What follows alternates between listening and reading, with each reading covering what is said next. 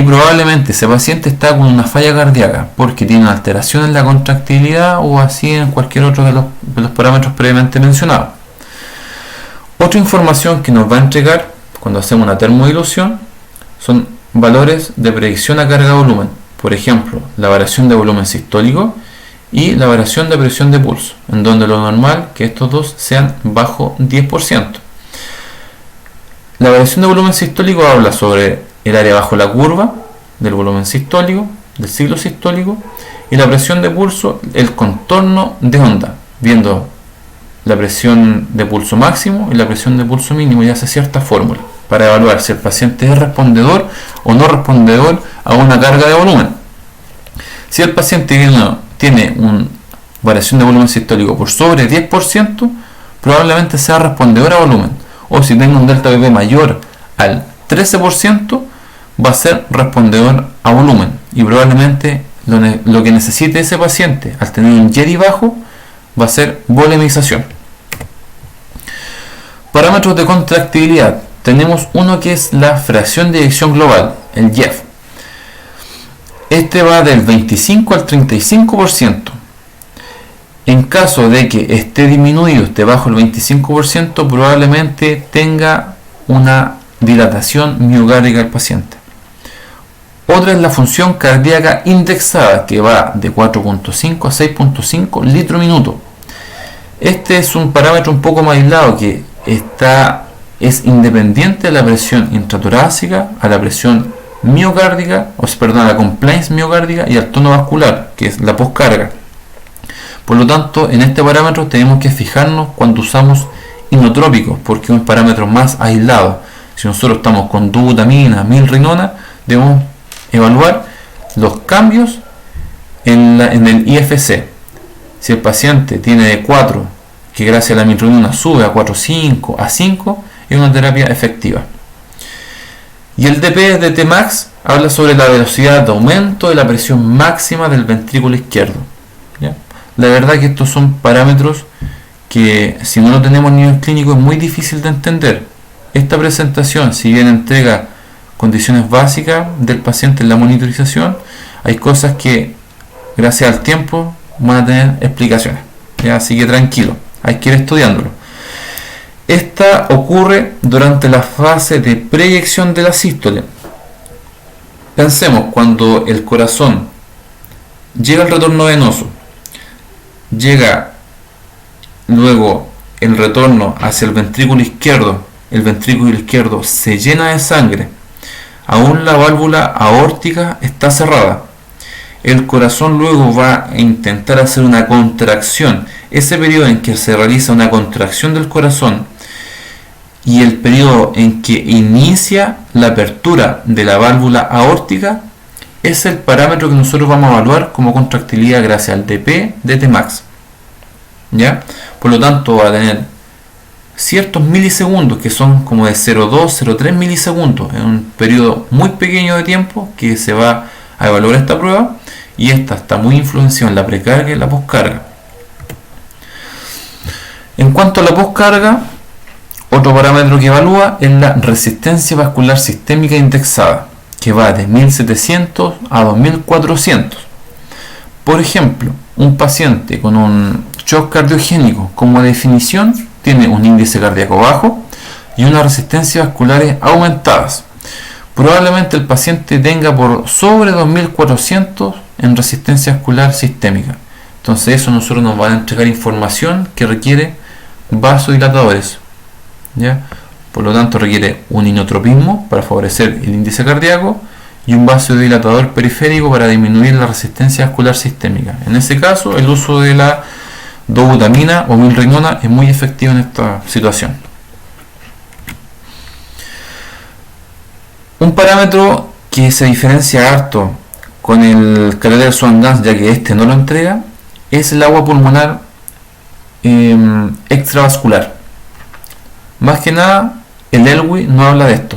El agua que hay a nivel del intersticio y o alveolar es la congestión pulmonar, que este tiene que ir de 3 a 7 ml por kilo.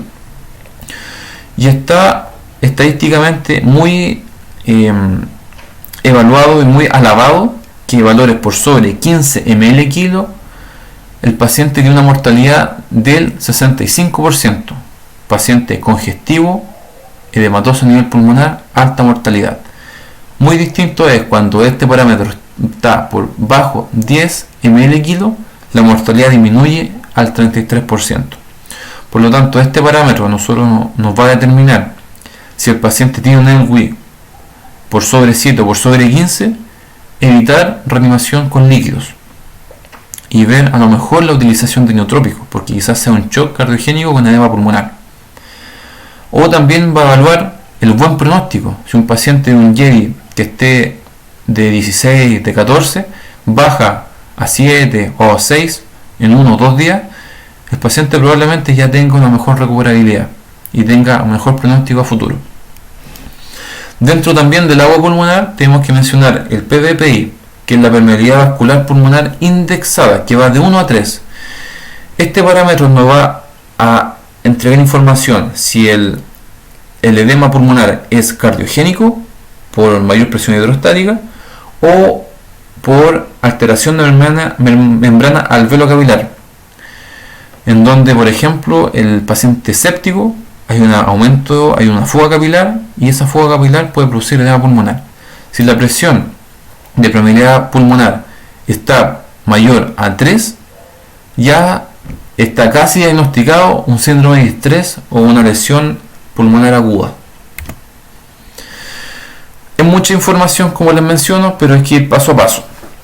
En cuanto a los cuidados de enfermería, recordemos que todos estos parámetros mínimamente invasivos van a tener relación con el contorno de la línea arterial y con el área bajo la curva. Por lo tanto, debo cuidar la línea arterial del sistema PAICO o de cualquier otro sistema mínimamente invasivo. Hay que mantener una curva adecuada, permeable, representativa. Realizar calibraciones por termodilución transpulmonar cada 8 horas o cuando la situación hemodinámica así lo precise. Por ejemplo, está todo estable, el paciente realiza ciertas arritmias, se realiza cierta terapia a esto y el paciente llega con una alteración hemodinámica. Para saber qué está afectando, debo realizar una termodilución. No es de forma rutinaria en ocasiones, pero sí cuando hay una voluminización entre medio, cuando hay cierto uso de inotrópicos o vasopresores entre medio. La temperatura con la cual voy a realizar la infusión en la termodilución tiene que tener 8 grados menos a la del paciente. Si un paciente es febril, se puede colocar un suero ambiental, ya sea 10 ml o 20 ml. O nosotros también lo colocamos en el refrigerador a 6-8 grados Celsius. Debe ser un flujo rápido y constante con la cual yo le infundo la solución por el catéter. Esto es muy operador dependiente, por lo tanto, cuando yo realizo una termodilución, yo soy el que realizo, por ejemplo, las 3 mediciones con la misma fuerza y de la misma forma y con los mismos cc.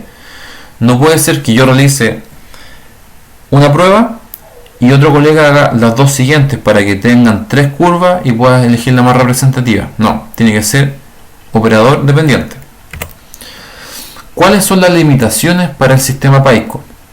Por ejemplo, cuando estoy evaluando parámetros en donde tengan relación con la onda de pulso, por ejemplo, el delta pp o el volumen sistólico, si el paciente tiene arritmias, yo ya no puedo decir que estos parámetros son fidedignos. O si el paciente tiene un balón de contrapulsación intraaórtico, hay ciertos parámetros que tampoco puedo decir que son fidedignos, pero en este caso sí la termodilución no se ve afectada. O por ejemplo, si el paciente está despierto, si este está despierto, cuando asista al ventilador hay ciertos cambios hemodinámicos. Si el paciente se agita, hay mayor taquicardia, entonces los parámetros van variando mucho de un momento a otro. Por lo tanto, yo tengo que tener al paciente que está en estado grave, con falla circulatoria, con un monitoreo mínimamente invasivo, sedado, con escasa asistencia o nula asistencia al ventilador. Depende de la condición del paciente, es como yo lo voy a tener. Y en cuanto a la termodilución, los parámetros que entregan esto, cuando hay una alteración, por ejemplo, a nivel de obstrucción vascular en pacientes distresados o pacientes con TEP, generalmente el JEDI y el ELWI no van a ser fidedignos. O pacientes que tienen una resección pulmonar o valvulopatía severa o un aneurisma aórtico, el J tampoco va a ser verdadero, así como el LW. Por lo tanto, tengo que saber cuáles son las limitantes para saber si los parámetros que yo estoy evaluando son fidedignas o no. En cuanto a la aplicación clínica, ¿para qué nos sirve todo esto? Por ejemplo, este es un paciente con cierta patología, que la vamos a ver ahora, que se le puso un monitoreo, un volume view, y tenemos esos parámetros que se van modificando hora a hora, o según la termodilución que hoy estoy aplicando. Iniciemos, por ejemplo, con un índice cardíaco de 2.5, un paciente con un LW de 12, con alta capilaridad pulmonar, y un paciente con una baja fracción de eyección global. Probablemente, asociado también a resistencia vascular sistémica muy alta, ese nos entrega información que el paciente está en un estado de shock cardiogénico, resistencia vascular alta, agua pulmonar e índice cardíaco bajo.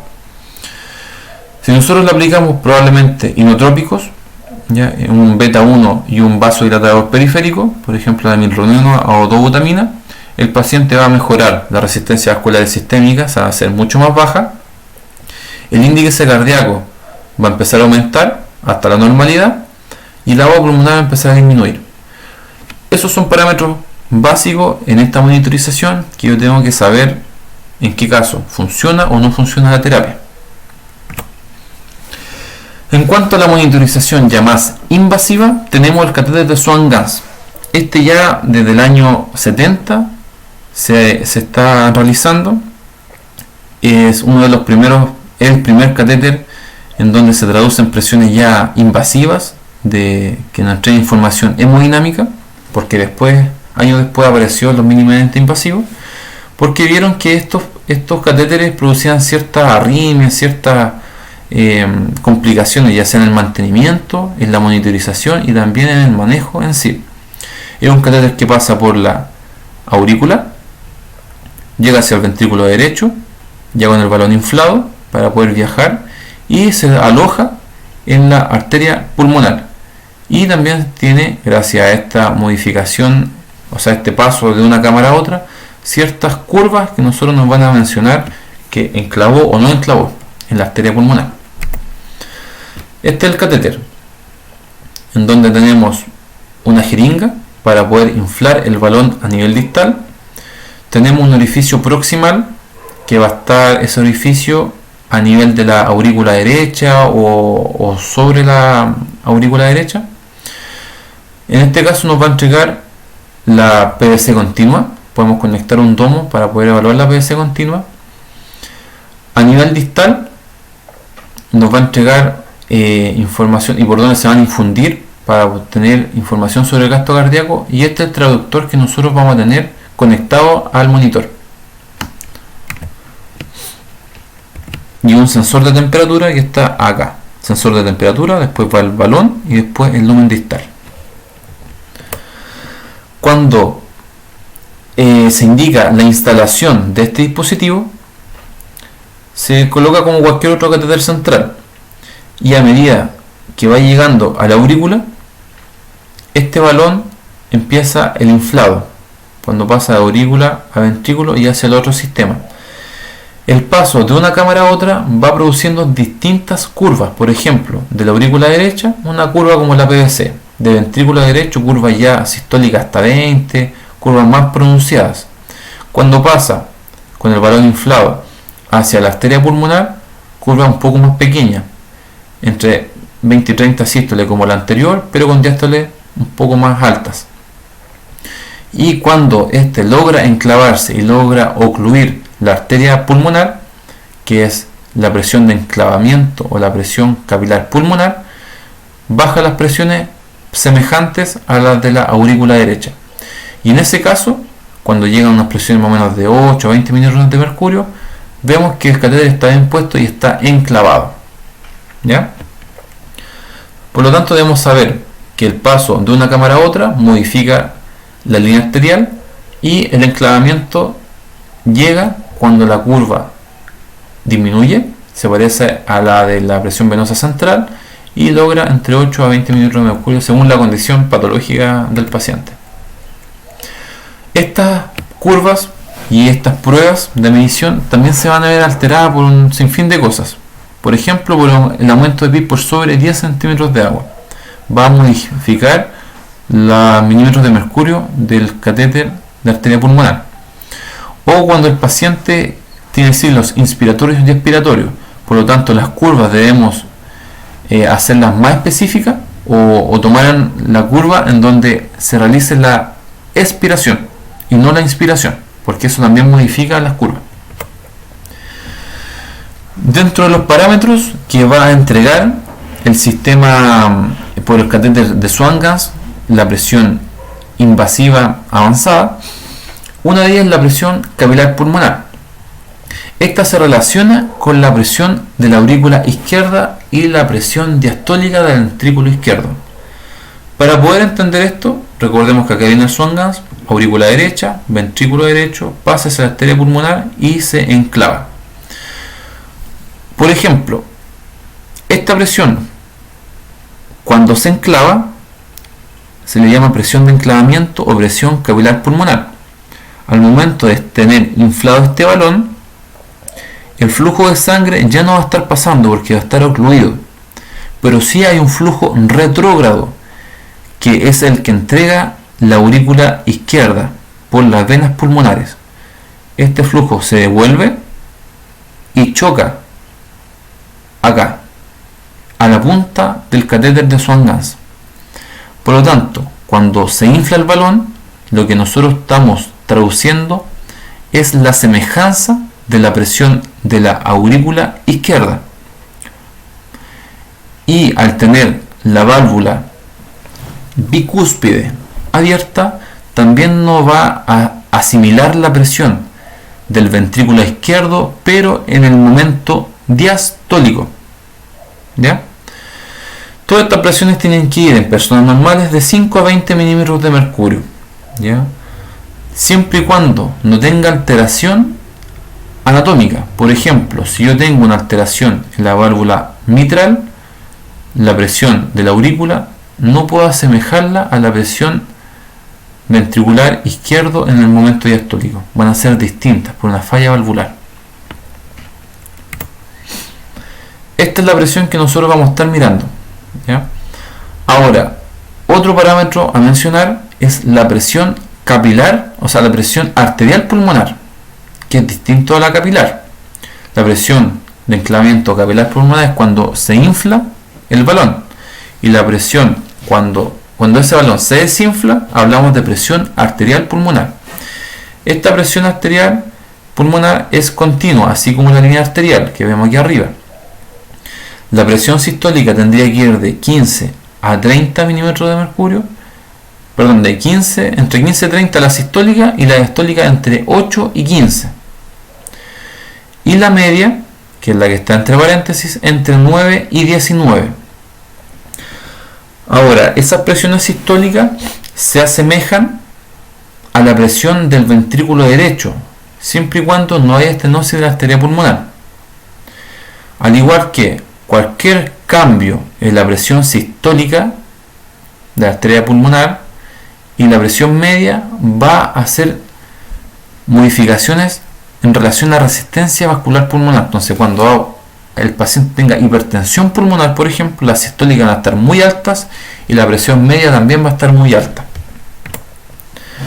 Otros parámetros que entrega la termodilución o el catéter en general del Swan-Ganz, aparte de ser el gasto cardíaco, nos entrega el índice cardíaco, como ya mencionamos, en el mínimamente invasivo, el volumen sistólico indexado, y también podemos evaluar, así como en el PAICO, el DO2, que es el aporte de oxígeno, el VO2, que es la extracción de oxígeno, y aquí algo singular, la saturación venosa mixta de oxígeno, que es la saturación que yo voy a sacar del lumen distal, que es la mezcla de la saturación superior y de la inferior. Y otro parámetro, la resistencia vascular sistémica indexada. Todos estos parámetros ya los podemos mencionar con el mínimamente invasivo. ¿Qué es lo nuevo? Es la presión, es la resistencia vascular pulmonar indexada, que va de 250 a 340.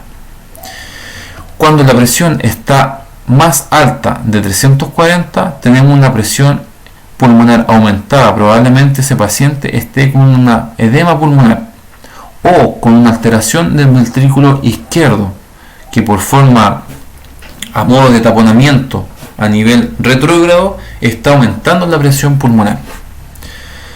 Otro parámetro, la presión de la aurícula derecha, que se puede evaluar con una presión venosa continua, va de 2 a 6 milímetros de mercurio, y nos habla sobre la presión de llenado diastólico de la aurícula derecha, que esta es equivalente a la presión de volumen, a la presión del ventrículo derecho en su fase diastólica.